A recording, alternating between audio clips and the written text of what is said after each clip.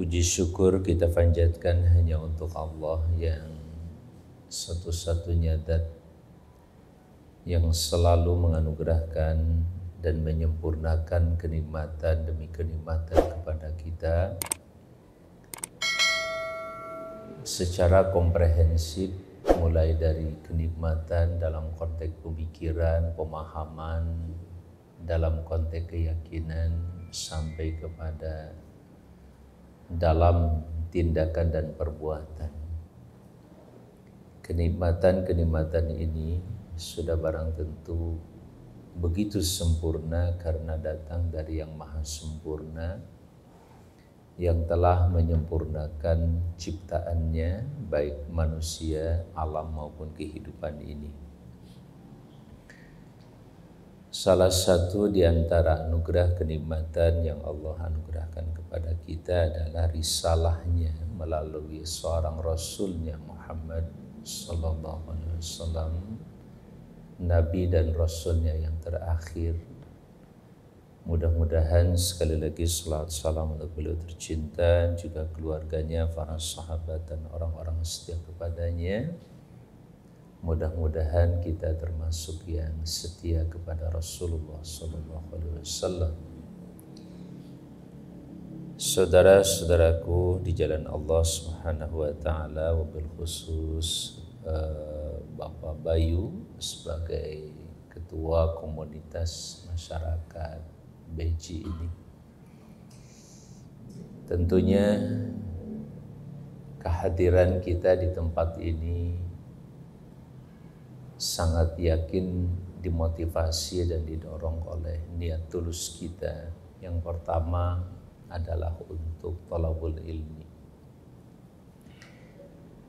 Pencarian ilmu dalam Islam itu tidak ada batas waktu maupun tempat tertentu. Bahkan setiap langkah hidup kita jadikan sebagai thalaban lil ilmi, cari ilmu. Karena kalau itu niatnya, maka masuk dalam kategori sebuah hadits Rasulullah sallallahu alaihi wasallam, man salaka tariqan yaltamisu fihi ilman sahalallahu lahu tariqan ilal jannah, atau kama qala sallallahu alaihi wasallam.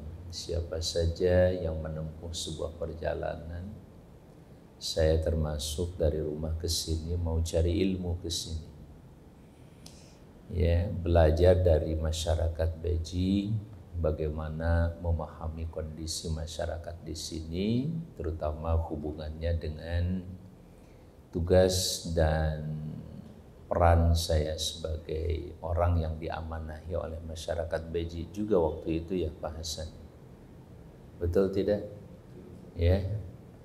Begitu ya Pak Bayu, saya juga diamanatkan oleh masyarakat Beji di DPD RI, Dewan Perwakilan Daerah Republik Indonesia, untuk memahami kondisi Indonesia, khususnya masyarakat Beji ini. Itu juga merupakan dan mudah-mudahan masuk dalam kategori mencari ilmu. Nah, kalau itu niatnya, maka Nabi menjamin sahalallahu lahu tariqan ilal jannah, maka Allah akan mudahkan untuknya jalan ke surga. Kenapa? Karena kita dalam sabda lain beliau menyatakan kullukum tadkhulunal jannah illa man aba. Setiap kamu itu masuk surga kecuali orang yang enggak mau. Ya, maka tentu saja ungkapan ini sangat-sangat mengagetkan para sahabat. Mana ada orang yang tidak mau masuk surga? Dengan respek dan cepat sahabat bertanya, ya, waman aba ya Rasulullah, siapakah orang yang tidak mau masuk surga? Maka beliau pun menyampaikan sebuah gambaran dan definisi fakta, ya, man ata'ani dakhalal jannah. Siapa yang taat kepadaku maka dia masuk surga.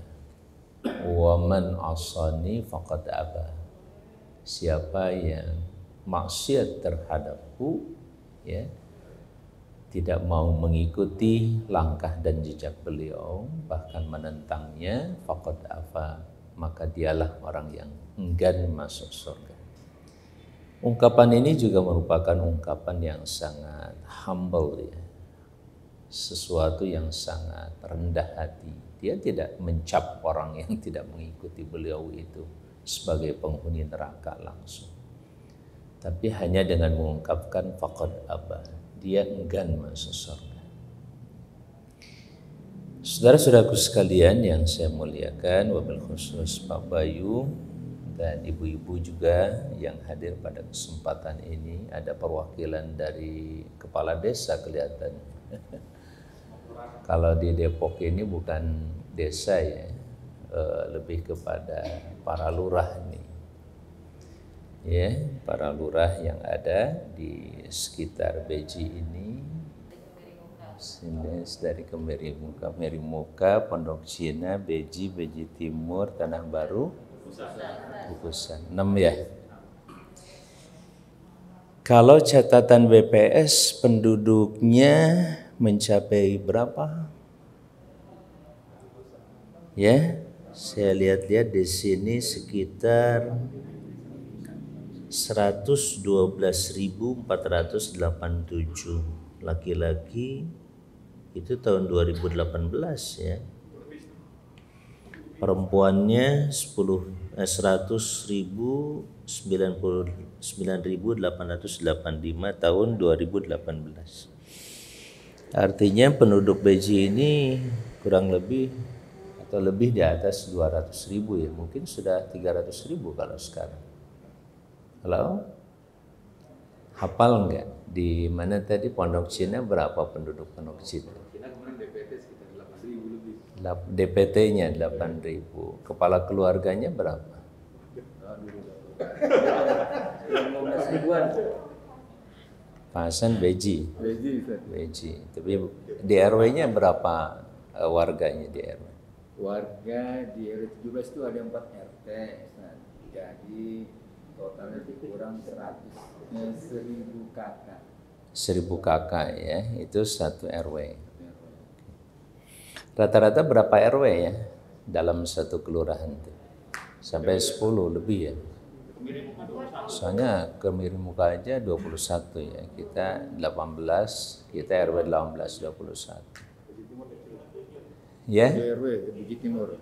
Beji Timur 7 RW, terus Beji 17, Beji Timur 7 ya tadi.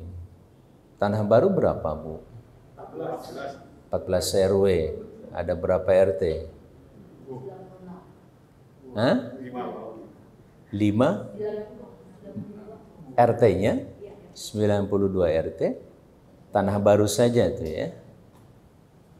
Masya Allah. Tadi yang tersisa mana? Kukusan 8 RW.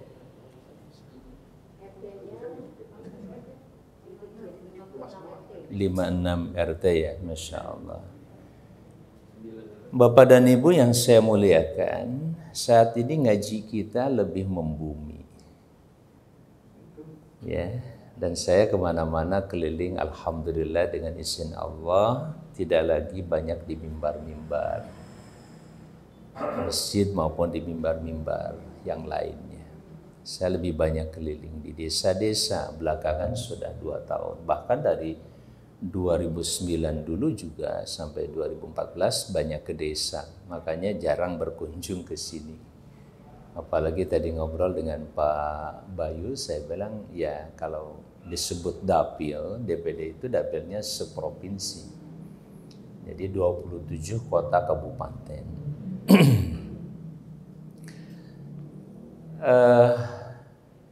Sekarang juga dalam berorganisasi ini kita juga punya semacam concern ya dan perhatian kepada persoalan desa kan ya. Bahkan ada bidang desa yang sangat menarik untuk diperhatikan betul.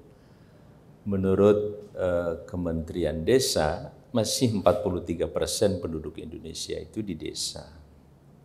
Yang sisanya 57% itu bisa di kota, bisa di antar keduanya, kira-kira begitu. Tetapi secara kependudukan kita yakin kependudukan itu masih lebih besar di desa. Apalagi orang kota juga kan kalau lagi menjelang lebaran atau lebaran begini kan rata-rata kosong kota itu. Ya, pulang kampung. Sekalipun KTP-nya mungkin sudah pindah ke kota, tetapi jiwa dan keluarga secara keseluruhan rata-rata di desa. Tidak terkecuali saya juga masih di desa. Artinya apa? Ketika kita bicara tentang Indonesia yang dibangun oleh perjuangan yang luar biasa dari guru-guru kita, dari para pendahulu kita, ya, terutama kaum muslimin, para ulama, kiai, santri, sampai kita meraih kemerdekaan ini, tentunya menjadi semacam tanggung jawab yang sudah kurang lebih berapa tahun kita, 75 tahun merdeka, ya, bahkan 76 sebentar lagi kita merdeka. Nah, sudah barang tentu betul nggak 76? 75 ya, mau masuk 76. Hah? Ya. Selama 75 tahun ini kita membaca dan mengikuti perkembangan. Yang sudah pasti sampai hari ini Indonesia tidak pernah lepas dari kepentingan dunia. Termasuk kalau konteksnya konteks geopolitik. Kita juga tidak bisa menghindar dari peta politik dunia. Apalagi kalau sedikit membuka-buka rujukan terkait dengan New World Order, ya, tatanan dunia baru yang dibuat oleh berbagai kalangan.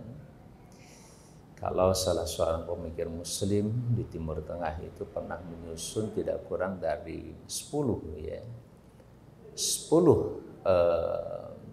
organisasi, bangsa, bahkan negara yang memiliki semacam New World Order. Ya, kalau secara kebangsaan misalkan Yahudi juga punya peta, ya, bagaimana mereka menginginkan sebuah tatanan dunia baru. Berikut halnya dengan Kristen juga demikian, memiliki peta tatanan dunia baru. Kemudian sebagai entitas sebuah negara umpamanya seperti Rusia menghendaki juga tatanan dunia baru. Selanjutnya kalau dari kalangan masyarakat Muslim Timur Tengah seperti Iran dengan Syiahnya misalkan juga menghendaki tatanan dunia baru. Atau bahasa lain yang sederhana dalam tulisan beliau itu dengan bahasa al-masyru'at al-alamiyah al-mutanafisah. Dia bilang proyek-proyek internasional yang sedang berkompetisi merebut dunia ini. Dan tentu saja dari kalangan Muslim tentu ada yang namanya Ahlus Sunnah wal Jamaah juga sedang bergerak dengan berbagai faksi, kalau disebut faksi atau jamaah. Kelompok juga sedang berusaha mengeksiskan dirinya, Salafi, Ikhwani, kemudian Hizbut Tahrir, begitu banyak. Tinggal dari kalangan Muslim ini mana yang paling siap, ya, untuk betul-betul memiliki mulai dari kekuatan ideologi, kader sampai implementasi lapangan, bisa bertahan dan punya visi dunia. Ya, bagi yang tidak bervisi dunia susah, dia akan masuk dalam percaturan geopolitik internasional ini. Kemudian bangsa dan negara sekaligus ideologi seperti Cina juga. Dan dia masuk melalui pintu ekonomi, penguasaan aset-aset dunia melalui perekonomian yang dikembangkan. Dan dia berhasil, ya, memanfaatkan kondisi perekonomian dunia yang sosialis maupun kapitalis, ya, sosialisme maupun kapitalisme itu menjadi pintu mereka masuk melalui ekonomi tadi, baik ekonomi sosialis maupun kapitalis berhasil disinergikan, dan dia mampu bersaing dengan price, ya, harga yang luar biasa, bukan sekedar kompetitif, dia berhasil menjatuhkan harga yang lain. Makanya kalau kita bicara tentang misalkan harga beras, harga-harga kalau sudah masuk ke Indonesia Bagaimana bisa dia memainkan harga di bawah Rp3.000 misalkan? Ya, masyarakat kita kalau bertani misalkan udah nggak bisa mengejar harga sebesar itu. Tapi mereka bisa membuat harga sebesar itu. Ya, begitu halnya dengan produk-produk yang lain. Yang ternyata menurut sebagian peneliti atau informasi sekilas, ya negara ada di balik itu. Negara juga sedang membackup para pengusaha-pengusaha, terutama industri-industri yang ada di Cina, dijual keluar Cina, itu di backup, dibeli oleh Cina, tapi dia jual keluar Cina itu dengan harga yang cukup murah. Nah, saya gambarkan persoalan ini, begitu terasa masalahnya nanti di desa, di antaranya. Seperti tadi, bagaimana masyarakat di desa hancur mereka, ekonomi pertanian mereka, beras saja misalkan. Cianjur kemarin, Rofi'i, di sini ada teman kita kemarin saya berkunjung bersilaturahim, dia sampai membeli sebagian dan dia jualan beras di sini dan menarik juga jualan beras. Nanti kita maju ya Bu ya, ke judul jualan beras. Dan itu sangat-sangat kalau kita berhasil mengkonsolidasikan, jangan sedepok saya bilang, sebeji saja. Kalau ada 100 kepala keluarga, 100.000 kepala keluarga berhasil membeli beras dari kita, satu hari 1 kilogram saja, kalikan. Keuntungannya jangan gede-gede, Rp1.000 saja lah. Rp1.000 kali 100.000 berapa Bu? Halo? Ya, 100 juta per hari. Cukup nggak buat DPC? Buat komunitas-komunitas di sini cukup. Lebih dari itu. Tinggal bicara how to-nya kan. Tinggal bagaimana bisa nggak kita ngejual. Ya, dan bagi sebuah organisasi yang punya jaringan kuat sampai ke bawah, kenapa enggak gitu? Disitulah perlu kehadiran seorang RW, perlu kehadiran seorang RT. Kalau berhasil dikonsolidasikan dan mereka bisa membeli secara dalam tanda petik fanatik, harus ada fanatisme kata Ibnu Khaldun. Kalau kita mau membangun sebuah bangsa dan negara itu harus punya fanatisme. Kalau nggak punya fanatisme kita nggak bisa membangun itu. Silakan cek dan baca buku Al-Muqaddimah karya Ibnu Khaldun. Ada yang sudah pernah baca belum? Halo? Ya, nah, ini sulit kita mau maju kalau begini. Karena kerangka berpikir peradabannya pun nggak jelas, kita nggak punya. Quran Sunnah sudah pasti menjadi pegangan dan pedoman kita. Tapi perlu ada cara memahami Quran Sunnah secara peradaban dalam konteks kehidupan yang sudah nyata, real. Salah satu tokohnya adalah Ibnu Khaldun ini. Nah, bahkan dia mengatakan membangun sebuah peradaban itu justru mulainya dari desa atau dari kelurahan lah tingkatnya di kita. Kalau sudah masuk ke kota itu kan persaingan, kemudian pergesekan, pertemuan dengan berbagai ideologi yang lain, apalagi dalam tingkat negara itu sangat kuat. Nah, makanya di situ kenapa local wisdom berbasis sebuah tradisi di desa atau di kelurahan itu menjadi penting, ya, dan begitu kuat bisa dibawa ke level yang lebih tinggi dan dia bisa memerankan perannya secara lebih strategis yang pada akhirnya dia bisa memimpin di negara itu. Nah, saudara-saudara sekalian yang saya muliakan, jadi problematika itu kemudian saya mencoba membaca beberapa referensi tentang konstitusi kita. Dan begitu mulia, begitu bagus, begitu hebat. Yang sering disosialisasikan dalam konteks 4 pilar ya. Misalkan Pancasila, Undang-Undang Dasar Negara Republik Indonesia tahun 1945, kemudian Bhinneka Tunggal Ika dan Negara Kesatuan Republik Indonesia, itu sangat penting dan perlu dipahami secara baik oleh kita, ya, oleh seluruh warga negara Indonesia. Apalagi cita-cita dari sistem pendidikan nasional adalah diantaranya melahirkan warga negara yang demokratis dan bertanggung jawab. Konteks demokratis tentu konteksnya lebih kepada syuro ya, permusyawaratan dan produk permusyawaratan itu sendiri diantaranya produk Majelis Permusyawaratan MPR. Produk MPR yang paling signifikan tentu adalah Undang-Undang Dasar atau konstitusi. Nah, saat ini MPR terdiri dari 2 kamar, kalau boleh disebut kamar, atau 2 lembaga tinggi negara. MPR-nya sendiri lembaga tinggi, dulu sempat jadi lembaga tertinggi, kemudian hasil reformasi dan amandemen, MPR diposisikan sama dengan lembaga-lembaga negara lain sebagai lembaga tinggi. Tetapi MPR ya menyatukan 2 lembaga tinggi lainnya, yaitu DPD dan DPR RI. Baik DPD maupun DPR RI sebagai anggota MPR itu sama persis, tidak ada perbedaan, hak dan kewajibannya juga sama, termasuk misalkan hak membentuk undang-undang dasar secara bersama-sama dengan DPR, sampai pada tingkat mengambil keputusan. Bahasa sederhana yang sering saya kemukakan, ngetuk palu pun ikut bersama di dalamnya dan masih punya suara dalam pengetukan palu, mengambil keputusan sah tidaknya suatu konstitusi.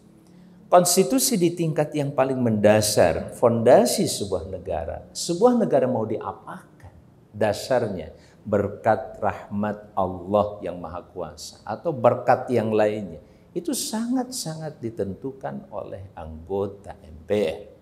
Dalam hal ini anggota DPD maupun anggota DPR RI secara bersama-sama dan secara cerdas sama ikut menentukan itu. Hanya saya tidak tahu permainan politik atau konteks politiknya seperti apa ketika pembentukan undang-undang di bawah undang-undang dasar, ya, misalkan undang-undang Cipta Kerja kemarin misalkan, ya, bahkan undang-undang desa sekalipun, bahkan undang-undang otonomi daerah umpamanya ada daerah otonomi baru, misalkan Bogor Barat ingin segera dilepaskan atau dimekarkan, ya, atau Bogor mau usulannya sih ingin dimekarkan menjadi 3, Bogor Barat, Bogor Timur, dan Bogor. Nah, saudara-saudara sekalian, pada saat pengambilan keputusan sah menjadi undang-undang sebuah daerah otonomi baru, DPD tidak dilibatkan, tidak diberikan hak ikut mengetuk palu mensahkan. Tetapi proses pembahasan mulai dari A sampai Z menjelang ketuk palu, DPD boleh. Bukan hanya boleh, bahkan harus dan diwajibkan dengan dana dan anggaran yang juga diberikan secara cukup, insya Allah. Sehingga yang namanya uji sahih, kemudian pembuatan naskah akademik, diskusinya, konsinyeringnya, sampai ke studi referensi dan lain sebagainya sama. Nah, kalau melihat sebuah kenyataan ini begitu sayang kalau DPD tidak punya kewenangan bersama sampai ketuk palu. Kenapa? Karena prosesnya dilakukan sama seperti yang dilakukan oleh DPR RI.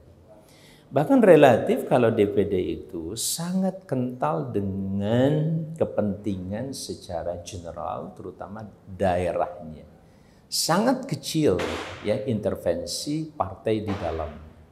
Walaupun kalau sudah masuk ke DPR tentu seluruhnya akan diambil keputusan tergantung kepada anggota DPR yang tentu mewakili sejumlah partai dan tidak bisa lepas dari kepentingan partai terkait. Nah, saudara-saudara sekalian yang saya muliakan, itu sekelumit atau sedikitlah tentang DPD, dan dalam Undang-Undang Dasar pasal 22D sangat jelas sekali apa saja kewenangan terkait dengan DPD RI, ya, di situ bidang-bidang apa saja. Kalau saja itu yang diberikan, saya kira itu akan lebih membuat suasana legislatif di Indonesia begitu produktif. Saudara-saudara sekalian, kita paham bahwa dalam konteks keagamaan kita juga ayat yang sering saya kutip, bahkan itu kerap kali kalau kaum pria yang suka Jumatan pasti sering mendengar ayat ya ayyuhalladzina amanu taqullaha haqqa tuqatih wa la tamutunna illa wa antum muslimun. Ini sedikit masuk kepada hikmah Ramadan ya, mudah-mudahan. Nah, ketika Allah mencanangkan kalimat, hai orang-orang beriman, bertakwalah kalian kepada Allah, ya, sebenar-benar dengan ketakwaan kepadanya, dan jangan kalian mati kecuali dalam keadaan muslim. Ada 3 momen kehidupan yang sangat menentukan kita kapan, di mana saja, dan tidak boleh lepas. Dalam peran apapun, sebagai ketua RW, RT, atau siapapun, ibu-ibu PKK, jangan lepas dari 3 ini. Pertama adalah iman. Bagaimana kita menjadi mukmin? Kalimat sederhana ini, hari ini saya membaca sebuah forward ya, dari BIF kalau nggak salah, bukan WA, tapi dari BIP itu BIF. Bukan Badan Pengkajian Pancasila, bukan. Tapi BIF yang belakangan agak sedikit ramai juga, banyak hijrah ke BIF. Ada tulisan terkait dengan Syekh Mutawalli Sya'rawi. Beliau seorang ahli tafsir dan Mesir. Ketika dia ditanya ya, oleh seorang penanya, bahkan seorang orientalis di San Francisco. Orientalis adalah pakar-pakar yang menguasai dunia ketimuran. Tapi maksud orientalisme itu adalah Islam sebenarnya. Tapi dibahasakan dengan orientalisme, faham ketimuran. Kalau bicara faham ketimuran itu maksudnya ke Islam sebenarnya. Maka tidak mustahil dan tidak sedikit di antara mereka yang sangat menguasai Quran dan Sunnah, itu sangat menguasai. Bahkan mereka bisa berhasil menyusun semacam katalog hadis ya. Mu'jam Mufahros hadis itu karya mereka, orang-orang non-muslim waktu itu. Doktor, profesor, pendeta dan sebagainya turun belajar tentang Islam. Saya pernah jumpa di Leeds University waktu berkunjung ke sana, ketemu dengan salah seorang profesor kalau nggak salah dalam bidang studi Islam atau Islamologi, ilmu tentang keislaman. Ketika saya tanya, malah dia ngajak ngomong bahasa Arab.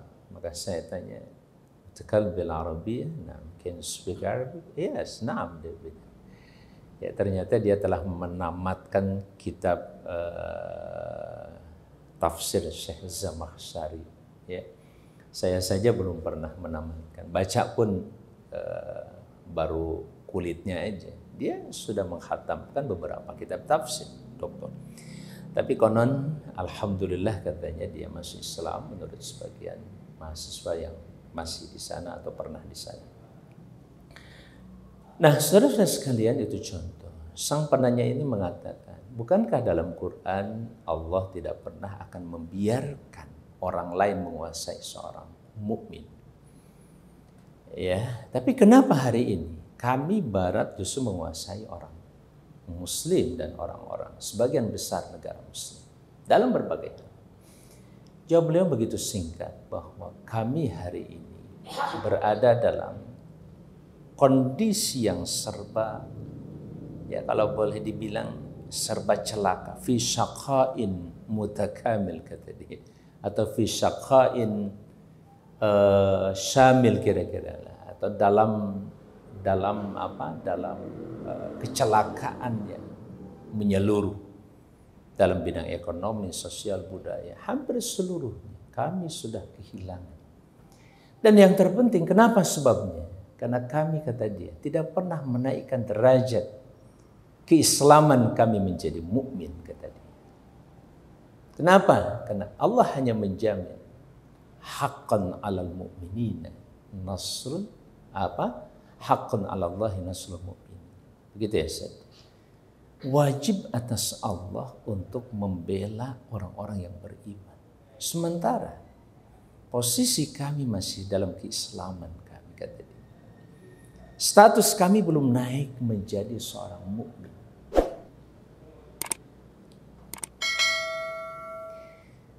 Jadi kalau seorang mufassir itu mendalami Quran, itu mampu membaca substansi dari persoalan bangsa ini apa sebenarnya. Substansi dari umat Islam di dunia itu kenapa kita dikuasai? Ternyata secara Qurani kita ketemu gitu. Masalah utamanya ada di situ. Tapi konon atau sering kali kita mencari penyebab itu justru tidak dengan Quran.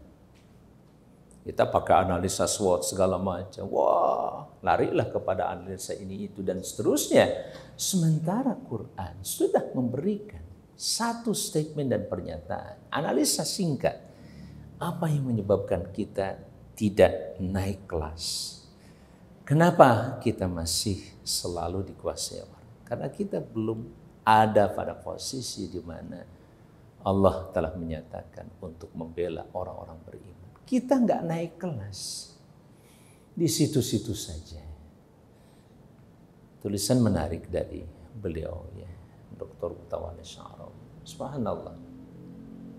Nah, oleh karena itu, ya ayyuhalladzina amanu, kerap dipanggil oleh Allah, hai orang beriman. Bahkan ada ayat mengatakan, aminu, berimanlah engkau.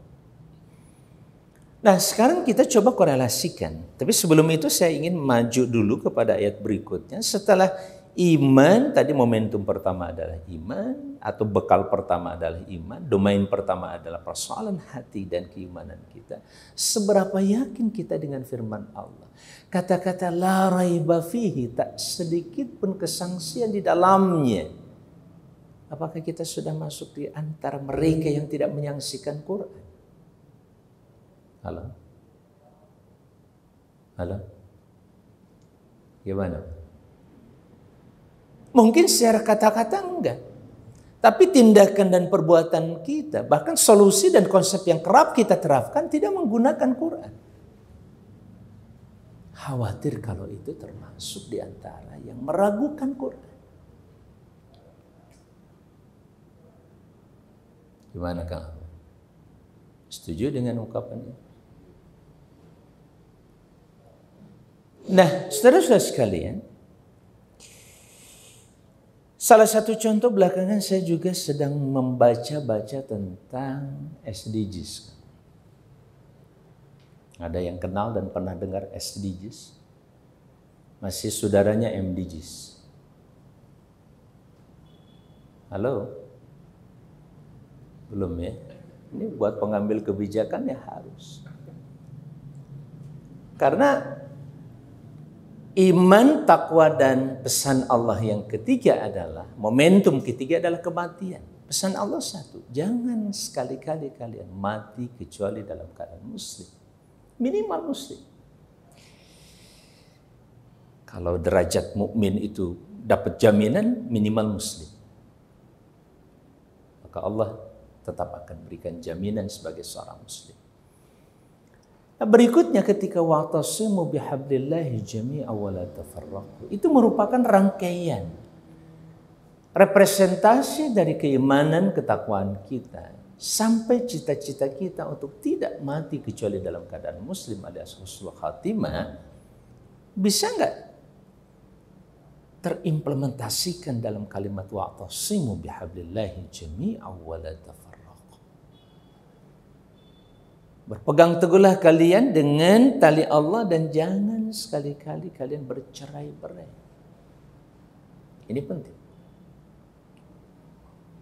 Berpegang teguh dengan tali Allah itu pertama kitabullah, yang kedua Islam dinullah, dan yang ketiga berjamaah. Ibnu Mas'ud memperkuat yang ketiga. Kenapa? Sebab ada ungkapan yang sesudah itu wala tafarraqu. Kalaupun kita berbeda dalam tafsir misalkan, jangan sampai masuk pada kategori tafarruq. Dan sudah pernah terjadi pada perjalanan kita berorganisasi juga gejala itu. Tapi yang jelas kita berusaha menghindari ungkapan wala tafarruq itu. Bahwa kemudian dalam organisasi di satu lembaga perlu ada kedisiplinan, itu tidak masuk dalam kategori tafarruq. Atau kemudian ada yang dilepas dari organisasi itu. Sesuatu yang wajar. Dulu juga di masa Muslim, ketika ada satu kelompok yang mengklaim dirinya sebagai nabi palsu atau nabi, kemudian sebagian lagi ada yang tidak mau membayar zakat karena mereka mempersepsi zakat itu hanya diberikan kepada Rasul Muhammad SAW, maka langsung dicopot, diperangi, bahkan pada akhirnya mereka keluar. Itu insya Allah tidak masuk dalam kategori tafarruq. Dan seterusnya sampai kepada persoalan persaudaraan kita. Nah, sesudah terkonsolidasi umat ini yang tadinya pribadi beriman, pribadi bertakwa dengan sholat, puasa, zakat dan lain sebagainya, maka kita kemudian masuk juga pada pesan berikutnya, wal takum minkum ummah. Hendaklah ada di antara kamu sekalian umat. Dengan karakteristik dan kriteria pertama, yad'una ilal khair. Saya ingin mencoba pada kesempatan ini juga mengartikan, menafsirkan dan memahami bahkan sampai pada tingkat mensinkronisasi kata khair ini, Bapak Ibu. Kira-kira negara ini dibangun dengan kebaikan atau tidak dengan kebaikan? Pasti dengan kebaikan. Ada nggak catatan keburukan dalam Undang-Undang Dasar Konstitusi kita? Halo?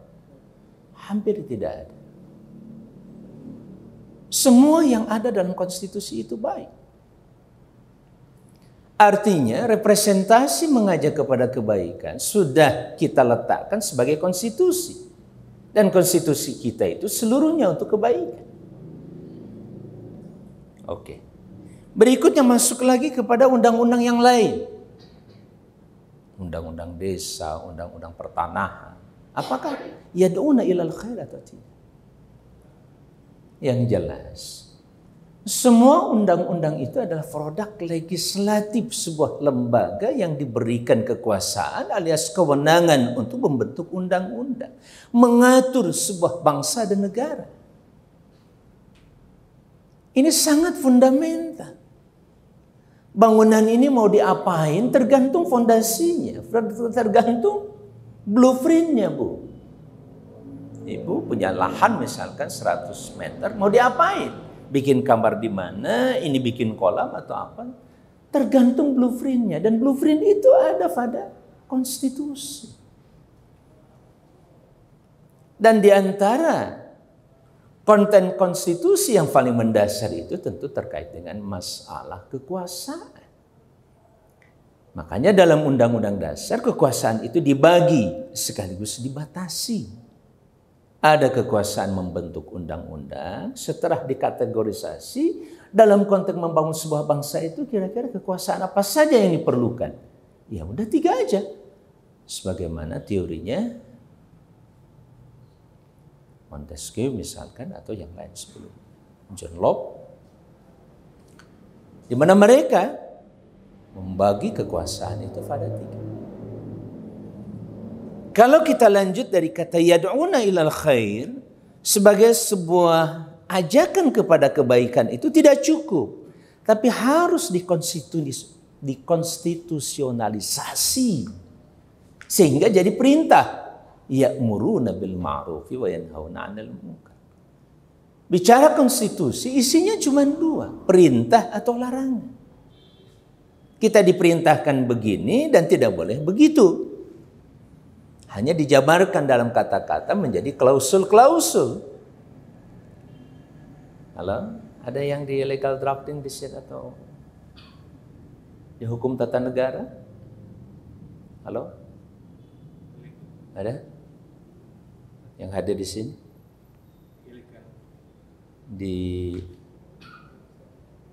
Ya kalau di Fakultas Hukum atau Hukum Tata Negara ada di sini yang hadir. Kalau ada, bantu saya menjelaskan itu. Kalau nggak ada ya kita belajar sama-sama. Kan ya'muruna bil ma'ruf wa yanhauna 'anil munkar. Nah, kita ini juga dalam konteks berorganisasi, berdakwah menjadi muslim, konteks dakwah kita sudah mulai terdistribusi sekarang kebutuhan ini. Selama ini kan subhanallah secara apa ya? Secara kebetulan sih enggak ya, tapi alhamdulillah kita tetap yakin tidak ada yang kebetulan bagi Allah Azza wa Jalla. Semuanya dalam desain Allah. Kita didorong Nggak pernah dulu kita ngelihat yang namanya MPR, DPR. Waktu itu utusan daerahnya. Nah, sudahlah, begitulah kondisinya. Tapi syi'tum am abaitum, kata orang Arab. Suka tidak suka. Kita membangun negara itu dari situ dulu. Dan itu berlaku secara internasional. Seluruh bangsa mengakui sebuah keharusan dan keniscayaan itu. Nggak bisa tiba-tiba kita bikin sebuah bangsa tanpa konstitusi. Nabi Muhammad SAW ketika hijrah ke Madinah mulai membentuk satu masyarakat, bangsa baru, bangsa Muslim Madani waktu itu. Juga dengan sebuah konstitusi. Ada Quran, ada Sunnah, tapi konstitusi juga ada. Walaupun konstitusi di zaman Nabi tentu saja termasuk warisan Sunnah Nabawiyah juga, karena yang membuat adalah Nabi Muhammad SAW. Tapi muatannya itu, bagaimana mengatur antar Muslim dengan Muslim, itu kan inti pengaturan, inti kekuasaan, pengaturan kewarganegaraan, bagaimana menguasai sebuah warga negara dan negara. Itu di antara substansi yang paling penting dari konstitusi. 3 hal. Persoalan legal. Persoalan terkait dengan hukum. Untuk apa? Menjamin justice alias keadilan. Yang kedua persoalan power, kekuasaan. Itu yang diatur, sektor kekuasaan itu diatur. Apa itu kekuasaan, bentuknya seperti apa, dibagi kepada berapa orang, dibatasi berapa lama. Dan yang terakhir adalah culture, sosiologis. Bagaimana kita menata kehidupan warga negara. Yang secara sosiologis betul-betul bisa membangun sebuah negara. Dan kita dengan izin Allah dahsyat luar biasa, melalui Pancasila diantaranya, yang saat itu umat Islam dalam sebuah kesepakatan Panitia 9 merumuskan yang namanya Piagam Jakarta. Kalimat Piagam Jakarta juga tidak bisa dilepaskan dari inspirasi Piagam Madinah. Karena saat itu mayoritas yang ada di tim 9 adalah Muslim. 4 mewakili Muslim, 4 mewakili nasionalis, sebenarnya satu lagi juga nasionalis. Tapi walaupun nasionalis, ketiga-tiganya atau keempat-empatnya Muslim. Mungkin hanya satu yang bukan. Artinya nilai culture itu, kan tadi bicara culture, kita membangun culture, Islamic culture. Tidak bisa lepas dari umat dan bangsa ini. Karena culture yang tumbuh dalam umat Islam melalui pemikiran para kiai, kalangan tokoh masyarakat atau katakanlah tokoh bangsa waktu itu, tidak terkecuali Bung Karno. Itu juga terinspirasi oleh nilai-nilai keagamaan. Nggak bisa lepas dari. Nah, dengan kedewasaan umat Islam waktu itu, disitulah kekuatan sosiologis masyarakat Muslim waktu itu. Ya, founding fathers kita, pendiri negara ini, kematangan sosiologis mereka demi kesatuan, mereka mau melepas 7 kata yang sebenarnya kalau difikirkan secara objektif itu tidak akan mengganggu agama lain, karena ini persoalan umat Islam mengatur kekuasaannya sesama Muslim. Muslim dan non-Muslim itu ada aturan berbeda. Dan Islam juga punya aturan yang sangat-sangat baik dalam konteks itu. Tidak pernah memasakkan misalkan orang non-Muslim kemudian harus potong tangan juga. Tidak seperti itu. Nanti ada aturannya. Ya. Kita bicara misalkan hal seperti itu. Nah, saudara-saudara sekalian, kematangan ini ditindaklanjuti lagi oleh siapa? Ini yang sering kali hilang. Siapa?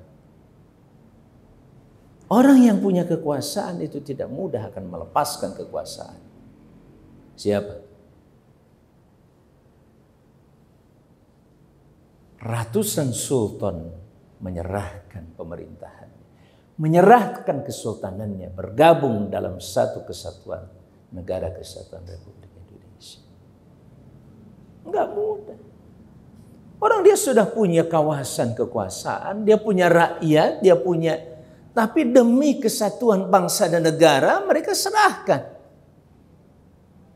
Kesultanan Siak, Riau, kalau baca cerita dan sejarahnya nangis kita. Dia menyerahkan nilainya bukan 1, 2, 3 miliar, triliunan dia serahkan ke negara. Tinggal yang menjadi salah satu model contoh ada seperti Yogyakarta misalkan, tetap di bawah NKRI, tapi beri kami kekuasaan untuk mengatur. Toh pada saat menjadi negara yang bersatu pun pada akhirnya diserahkan sedikit demi sedikit di yang namanya provinsi, masuk ke kabupaten kota, masuk kepada desa atau kelurahan. Toh penyerahan kekuasaan, distribusi lagi. Lalu kenapa ini nggak boleh? Selama dalam satu kesatuan. Dan ternyata alhamdulillah dengan izin Allah akhirnya di masa waktu saya tahun 2009 sampai 2014 keistimewaan Yogyakarta berhasil diundangkan. Dan tidak membuat yang lain cemburu. Dan ternyata para pengamat politik hari ini juga bisa melihat dan mempertimbangkan pola pemerintahan Indonesia ini jangan-jangan lebih cocok kesultanan. Tenang-tenang aja, dia damang-damang aja, nggak ribut tentang kekuasaan. Ganti ini, ganti itu segala macam, menghabiskan dana triliun. Itu sebuah bagian dari pengalaman dan dinamika politik. Kita juga tidak kemudian mengiyakan atau tidak juga menolak sisi-sisi positif dari sistem kesultanan. Halo? Lanjut obrolannya. Ini kurang siang kita acaranya. Kalau dari jam 1 aja enak tuh kita ngobrolnya panjang. Sekarang sudah 5:30, sebentar lagi kita berbuka. Oke, saya akan akhiri saja.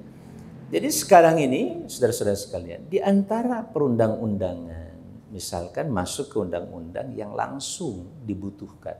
Bahkan menjadi ukuran. Apakah sebuah bangsa dianggap sebuah bangsa maju, berkembang maju ataukah tidak. Itu kan ukurannya SDGs tadi. Ada 17 SDGs di level internasional dan di breakdown ke level nasional. Sementara untuk desa oleh Menteri Desa ditambah 1 jadi 18. Apa aja? Halo? Bangsa atau negara tanpa kemiskinan, tanpa kelaparan, sehat, pendidikan berkualitas dan merata, air bersih, energi yang sehat, dan lain sebagainya, hitunglah sampai 17. SDGs cari aja di Google gampang, Sustainable Development Goals. Tujuan pembangunan yang berkelanjutan. Nah kira-kira ini juga satu tantangan. Apakah kita berorganisasi mau menyatu dengan program ini atau kita mau di mana sementara negara di mana? Yang pertama kaitan dengan tata ruang ya. Kalau satu lagi tentang desa, tentu karena di sini kelurahan ya mungkin ada persoalan-persoalan terkait dengan kelurahan yang bisa erat hubungannya dengan kebijakan yang ada, itu penting. Ya, terutama melalui undang-undang. Hanya persoalan tadi, seberapa jauh kita juga sudah terbiasa bicara tentang perundang-undangan. Saya termasuk orang yang bukan fobi ya. Dengan undang-undang itu dulu termasuk yang sangat cuek gitu. Udahlah Quran Sunnah cukup gitu. Tapi dalam konteks kebangsaan dan kenegaraan enggak cukup. Kita harus paham apa yang sudah diproduk. Dan itu representasi dari keinginan sebuah negara tentang Indonesia ini mau ngapain. Undang-undang desa itu adalah keinginan negara terhadap bangsa dan masyarakat yang ada di desa. Apa saja. Kira-kira itulah poin yang paling. Termasuk RT RW. Ya, rancangan tata ruang dan wilayah. Apakah ada masalah di Depok ini atau termasuk di Beji ini? Itu juga harus menjadi concern kita. Karena banyak sengketa pertanahan dan itu nanti akan terkait pula dengan persoalan-persoalan rancangan tata ruang dan wilayah. Ya, peta kota kita apakah sudah cukup memadai atau harus ada pemikiran-pemikiran baru yang bisa kita kembangkan demi paling tidak target yang tadi itu. Ya, menyisir orang-orang yang masih kelaparan, menyisir orang-orang yang masih. Yang jelas hampir setiap hari ya Pak Aceh yang datang ke rumah ngetuk pintu. Ustaz, saya tidak punya beras. Ustaz, istri saya sedang hamil, lagian dihamili gitu. Ustaz, rumah kontrakan saya sudah mau habis. Ya, seperti itulah hampir setiap rumah kita, hampir setiap hari kita menerima ketukan pintu yang mengantarkan sedekah kita lebih baik lagi insyaallah. HGU oleh Kementerian Agraria itu diproyeksikan untuk tadi TORA, Tanah Objek Reforma Agraria, dibagikan Bu. Kalau 400 kali 10 berapa? Cepatan kalau ngitung. Berarti 4.000 kepala keluarga di daerah Sukabumi Selatan bisa mendapatkan tanah itu. Ini udah ex-HGU. Dan di atas itu pohon kelapa yang sangat dan masih terus produktif. Jadi karena saya bingung, minimal saya cerita di sini. Curhat. Termasuk saya juga bingung mau diapain itu. Ketika saya telusuri, kata Pak Menteri, Pak Amang, rumit itu. Negara aja bingung. Negara aja bingung. Tanah yang 150 hektar di sini yang belakangan kemudian untuk Universitas Islam Internasional Indonesia itu kan totalnya 150 hektar yang saya tahu. RRI dipegang oleh RRI-nya sekitar atau Kementerian Penerangan dulu 50 hektar. Sisanya masih 100 hektar. Sengketa kemana-mana. Tapi itu jelas sudah masuk ke bendaharaan negara. Milik negara, karena dulu itu tanah fair funding, tidak ada yang mengklaim, mengurus, akhirnya masuk ke negara. Nah sekarang ribut di situ. Apa sulitnya bagi negara?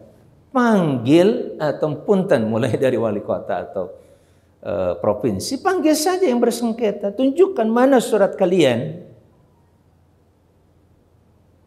Oh ini ada fair funding, oke, fair funding begini aturannya. Untuk kebijakan kita kasih. Bisa saja. Dan selesai masuk ke negara. Atau dijual. Siapa nih pengusaha yang siap mengambil? Orang di situ kan. Setu itu.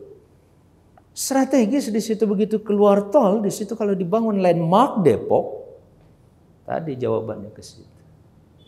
Ada gak ide untuk membangun landmark Depok? Halo? Ya. Jangan sampai saya jadi wali kota. Bukan apa-apa, mustahil masalahnya. Sudah 4 periode nggak pernah saya diangkat. Baik, ya, itu salah satu contoh. Kita bisa bikin landmark loh. Urus, kita minta aja 10 hektar, orang 100 hektar. Nah sekarang alhamdulillah katanya sudah mulai pembangunan untuk Universitas Islam Internasional Indonesia, walaupun rumornya macam-macam lah. Buat meredam radikalisme lah segala macam, terserah. Yang jelas semua produk pembangunan tergantung yang mengisinya. Dia bakal terwariskan. Kalau yang mewarisi adalah orang-orang baik, faham persoalan agama dengan benar dan baik, insya Allah jadi baik akhirnya. Nggak usah dengan program pembangunan dimanapun, kita positive thinking aja dah. Yang penting kawasan pembangunan itu tidak merugikan dan merusak lingkungan yang ada di sekitar. Kalau merusak kita beri masukan. Kalau ngotot juga ya sudahlah. Sementara kita ngalah. Mohon maaf sekali lagi yang bisa saya sampaikan. Sampai di sini saya bicara, semoga bermanfaat kan. Assalamualaikum warahmatullahi wabarakatuh. Jangan lupa like, share, subscribe channel inspirasi dari Kang Haji Amang Safruddin ya. Jangan lupa subscribe ini.